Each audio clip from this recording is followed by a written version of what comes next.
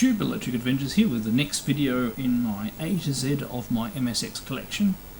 Where each episode I'm basically going through each letter of the alphabet and picking a game out of my physical MSX collection.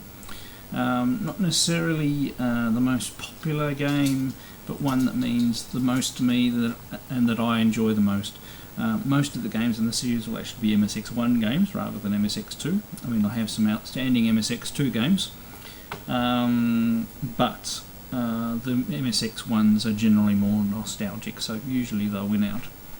Now, for our next letter, we have the letter J, and I don't have a hell of a lot of choice for this one, although it's better than I. So I basically have two games. Now, the first one I'm going to put up, I was actually very excited to when I found a listing of this one and got the game, because it's one of my favourite arcade games, or the arcade games that I used to play a lot back in the day. Unfortunately, I was a little disappointed when I got it. So the game is Juno First, and the copy I have is in absolutely outstanding condition, and a cartridge-based game. And sorry, I'll show you some screenshots there. And I'll put a bit of footage up just to show you, and it has a little bit of the spirit of the arcade game, but the gameplay is just not the same as the arcade. It's more, because a key part of Juno First was the moving forward and moving backwards to being able to outwit the enemies, but at the end of the day your ship's just at the bottom, you move back and forth and things come down the screen, and the screen layout looks sort of like Juno First. So it was actually a big disappointment to me. So that's going to get picked by the other game, and that other game is a horror of the 8-bit era, but also a very well-known game, and it is Jet Set Willy. Now this tape version here is my copy from back in the day, and it was a game that I really wanted back in the day. I was so excited that a Spectrum game was coming out for the MSX, and I did play it a lot back in the day, but it can be an incredibly frustrating game. They also brought out Jet Set Willy 2, which I haven't actually played as much. This is a modern addition to my collection, and I probably haven't sat down and played it, probably because sitting down and playing Jet Set Willy can be a thing to frustration. And add to the complication of collecting this one, there is actually a Japanese version of this game, and it was released on B card, which are very rare indeed. So that's the B card version there, and it would probably be my best condition B card.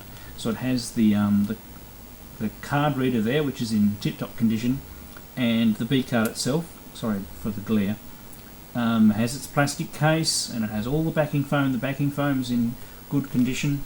You turn it around, and that's how you'd see the title there. And it's in really good. It would probably be my best condition B card, so it's pretty rare. So just to show you what a B card reader, without me taking out everything, that's a B card reader that goes into an MSX's cartridge slot, and then the B card goes in the top there.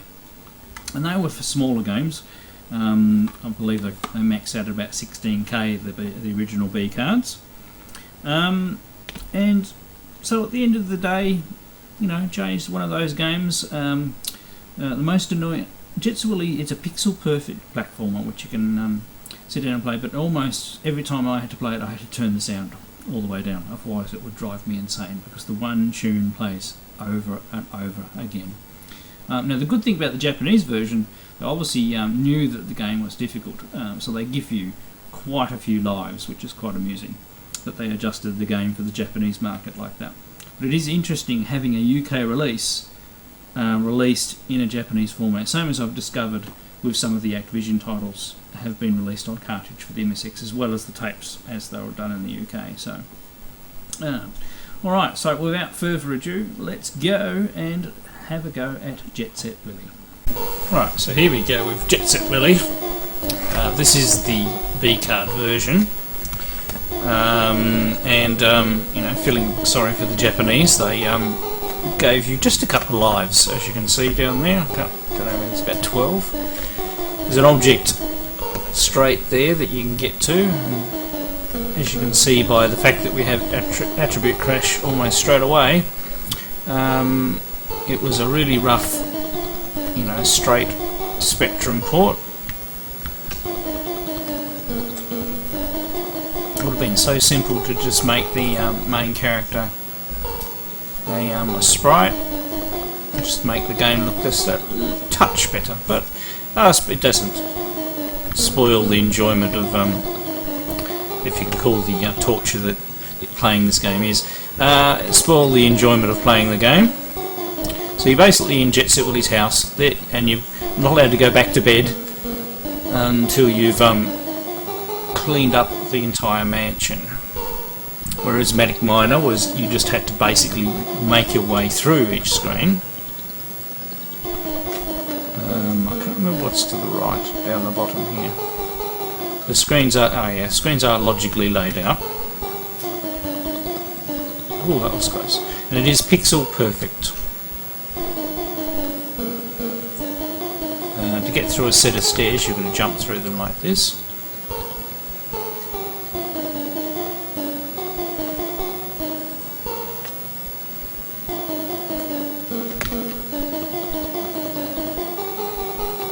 Oh, just make that.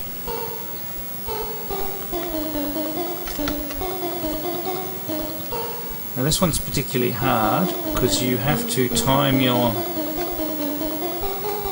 run up the stairs perfectly, because the stairs are an actual escalator in this case, and it won't let you stand on them. Oh. And as you can see, it's so easy to die in this game.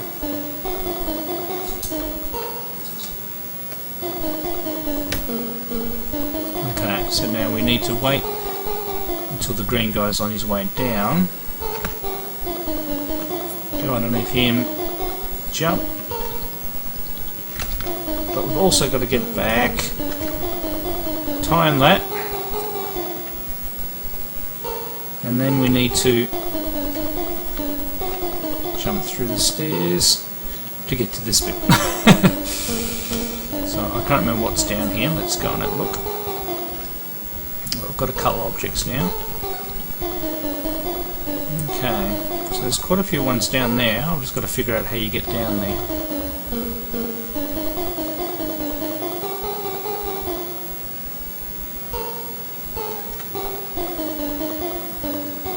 I think it's no good for us to touch that one. No. No. No. Oh, God. Let me guess, it's not possible to get through. No. Drat. We can probably go out that way, but not.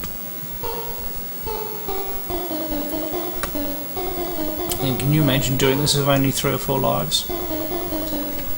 Now you can go up there. It's like a ladder.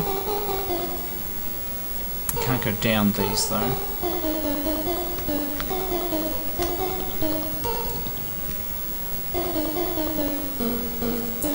Now each of the locations do have a name.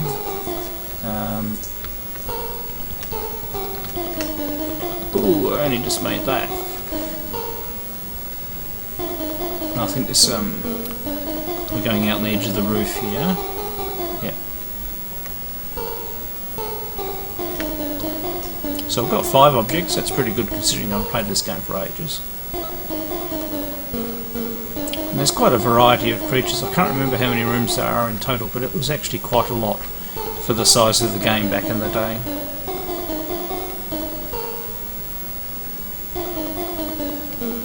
Now getting back through this is going to be interesting.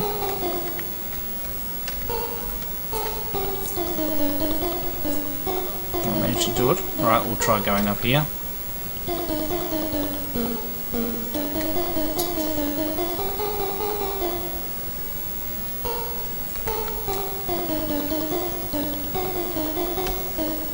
No.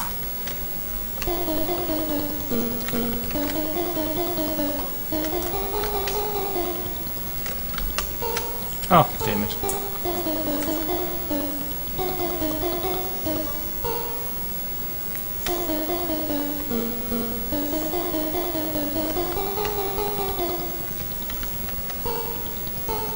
And I jump back on the same platform.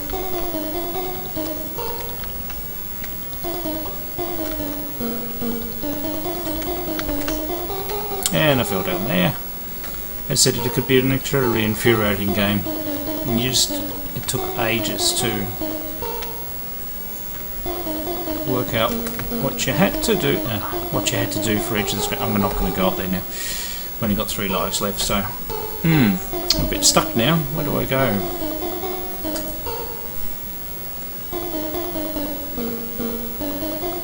It's almost as if I have to go up that chimney bit, isn't it? Because now we're back to this.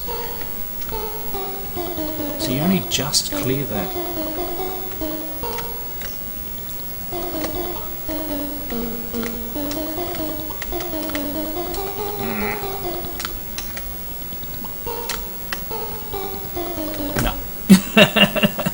Sorry, I haven't played it for quite some time.